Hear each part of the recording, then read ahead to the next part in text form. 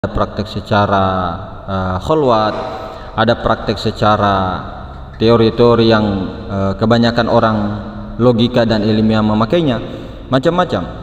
Jadi sebenarnya ketika kita mengetahui asal mula kejadian daripada atas, bukan daripada bawah dulu lalu ke atas, atau bawah dulu lalu ke atas, atau luar dulu lalu ke dalam, maka itu sebenarnya sudah gampang. Sebenarnya gampang, teorinya gampang. Cuma ya seperti yang kita bilang ya kemarin-kemarin, bahwa iblis itu akan bersarang terus sampai adanya kita ini, ajal kita ini putus, sampai batas kontrakan ini berakhir. Itu iblis. Nah, sebenarnya makanya di auzubillahi minasyaitonirrajim itu, di ta'awudz itu sudah paling gamblang ya, auzubillahi minasyaitonirrajim. Aku berlindung kepada Allah. Berlindungnya itu bagaimana? Berlindung itu melebur. Karena kenapa? Ketika kita merasa diri kita yang zohir, atau merasa kita yang melihat, merasa kita yang bekerja, merasa kita yang berjalan dan sebagainya, maka Allah Ta'ala itu tidak ada, batin dia, goib, selalu selamanya goib. Tapi ketika kita ini menggoibkan diri kita, kemudian menyatakan Allah Ta'ala zohir dan batin, maka Allah Ta'ala yang berbuat. Makanya metode-metode paling gampang sebenarnya itu melalui jalur Nur Muhammad atau jalur tauhid deh. Bagaimana perbuatan-perbuatan kita, setiap gerakan tangan ini jangan lagi dipandang tangan. Setiap perbuatan-perbuatan gerak dan diamnya pohon, gerak dan diamnya batang tubuh kita, gerak dan diamnya segala makhluk itu gantikan di dalam pandangan sir, pandangan hati adalah afalnya Allah, perbuatan-perbuatannya. Jadi ketika itu tidak terhijab, tembus pandangannya, tidak terhijab kepada sesuatu, tapi tembus. Jadi semua apa yang kita lihat, baik itu lautan geraknya, baik itu orang-orang yang berjalan, baik itu kita sendiri, itu pandang afalnya, pandang perbuatannya di situ, gerak maupun diam. Nah, baru ketika setelah itu masuk lagi ke dalam kehendak hati, asma-asma, kolbu-kolbu kita terlintas pikiran-pikiran jahannam kah, pikiran-pikiran nafsu amarah kah, lawamah sufiyah, itu diganti dengan asma-asma Allah, diganti, diisi dengan kalimat Allah, diisi dengan alif lam lam ha, dipertebal. Makanya ada thariqah yang namanya Naqsabandiyah, Khalidiyah Naqsabandi, itu mengukir lukisan, mengukir kalimat-kalimat Allah. Bagaimana bisa untuk menyadarkan kita ke kesadaran asma'nya, kesadaran tentang adanya asma Allah. Karena bagaimana ya, seseorang itu kalau sudah betul-betul sadar akan Allah, ketika menyebut nama Allah itu bergetar kolbunya, bergetar aras. Nah, ketika sudah seperti itu, aras bergoncang, aras bergoyang, maka itulah salah satu tanda orang-orang beriman. Maka gantilah kolbumu yang dua jari sanubari itu di bawah susu kiri, dua jari di bawah susu kiri, dengan asma'nya Allah di situ. Isi terus. Ibarat kita memalu itu palu-palu atau hammer atau apa yang lebih besar itu, memalu itu sampai hancur itu hati, kolbu hancur. Terganti dengan kalimat Allah di situ, Allah. Setiap detakan jantung Allah. Kemudian masuk lagi, tembus ke dalam, tembus. Begitu. Nah, sifat-sifat hidup, sifat-sifat melihat, memandang, itu sifat Muhammad, sifat insan, itu diganti dengan sifatnya Allah, dengan sifatnya Muhammad. Itu nyawa pada kita, baik itu ke dalam diri maupun ke luar diri. Jadi ketika melihat sesuatu yang bersifat kudroh, berkuasa, berkehendak, ilmu, yang berilmu, hayat sama basor kalam, kita kembalikan kepada sifat-sifatnya Allah.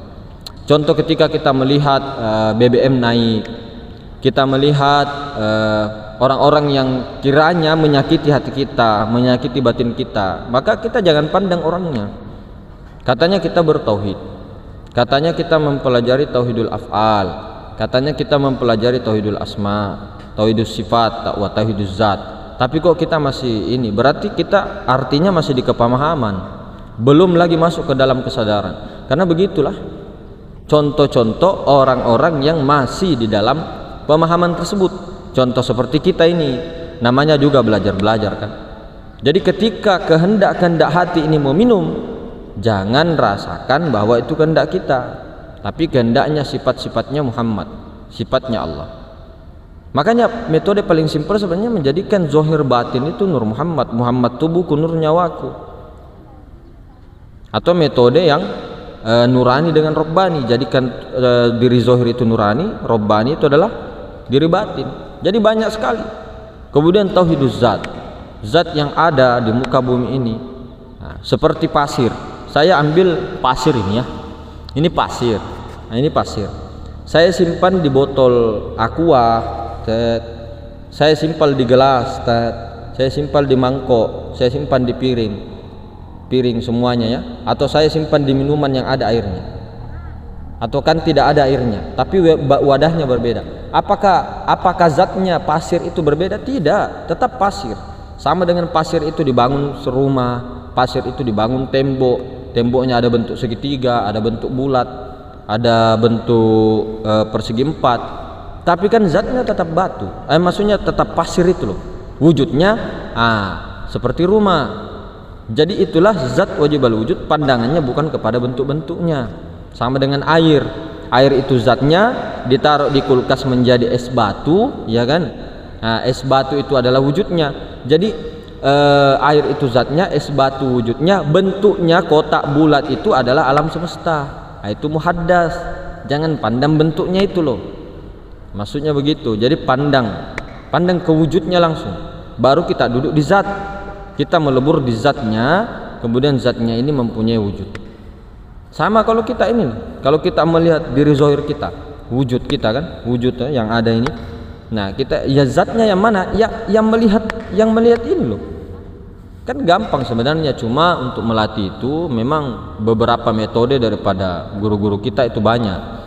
Ada dengan tarik napas Allah, keluar Muhammad, kaki kanan Allah Muhammad. Ada juga ditulisnya di sini Muhammad. Ada juga dilipatnya lidahnya ke langit-langit supaya dia kesadarannya itu terus-terus. Nah, macam-macam. Ada juga yang fokusnya disuruh fokus ke napas, macam-macam, apa saja. Jadi begitu. Banyak sekali metode, saudara. Jadi tidak boleh kita itu menyalahkan metode orang. Semua itu sebenarnya punya jalannya masing-masing. Cuma tergantung daripada bagaimana yang di dalam kita ini, nurani kita itu menerima. Belum tentu semua yang kita bilang itu kita itu benar, tidak.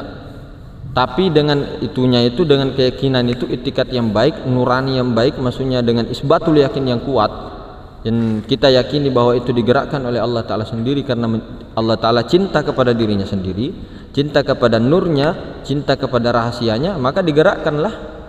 Kelihatannya kita, tapi kan bukan.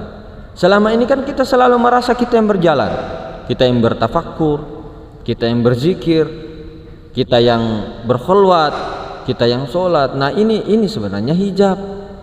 Kita mau begini, kita mau begitu, terlalu banyak permintaan kita. Apalagi kita ini memintanya begini, ya Allah, berikanlah saya kepahaman ya Allah. Ada saya, ada Allah. Bagaimana itu ceritanya? Allah itu tunggal. Kalau ada kita, ada Allah, Allah tidak akan ada. Itu namanya Tuhan-Tuhan palsu. Tuhanmu dibawa telapak kaki Syekh Ibnu Arabi. Makanya itulah Tuhan-Tuhan palsu yang ingin dinafikan. Karena Allah itu tunggal, dari zat, dari sifat, asma dan af'al. Kalau ada selain daripada Allah itu mustahil. Allah itu zat wajibal wujud. Sementara kita alam semesta dan seluruhnya itu Adam. Jadi mustahil ada. Jadi mustahil. Yang zatnya itu, yang wajib wujud hanya Allah. Kita itu tidak ada, mustahil ada. Itu wajib, mustahil, jaiz. Kenapa kok mengaku-ngaku kan? Jadi semua pengakuan-pengakuan yang kita rasa, yang kita ini tanpa kita sadari, itu adalah hijab. Kita sholat mau nyaman, kita sholat mau enak, kita berzikir mau bahagia, itu hijab. Kita sholat mau surga, hijab juga, kenikmatan, semua hijab.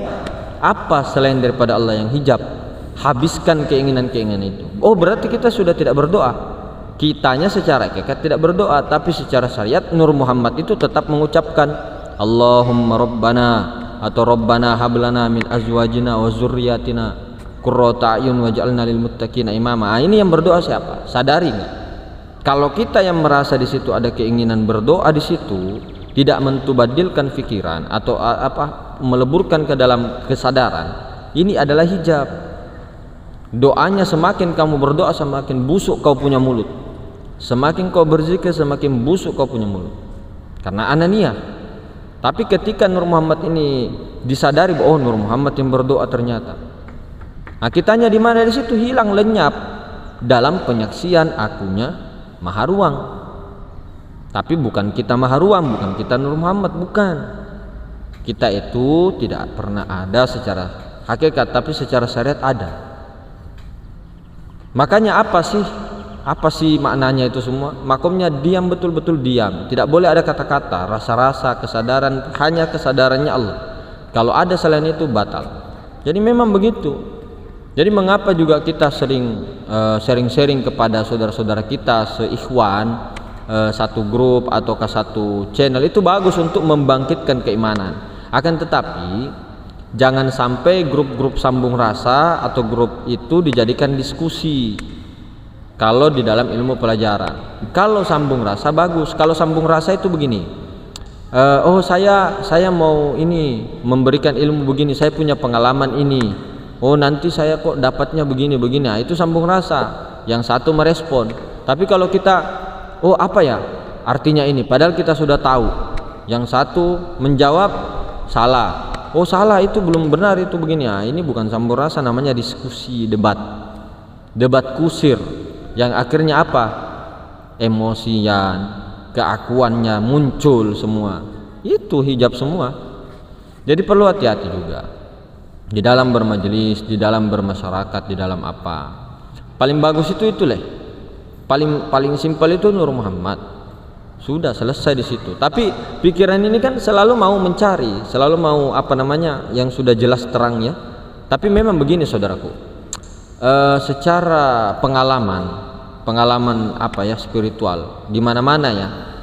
Orang-orang yang sudah keliling ke sana kemari mencari, mulai dari dia muda umur 14 tahun sampai umur 70 tahun mungkin keliling, kemudian menemukan Nur Muhammad, itu sangat hadiah terbesar, hadiah yang paling besar. Seandainya mau kita bayarkan dengan 1000 kali sujud syukur sampai seumur hidup, tidak akan bisa untuk membayar itu.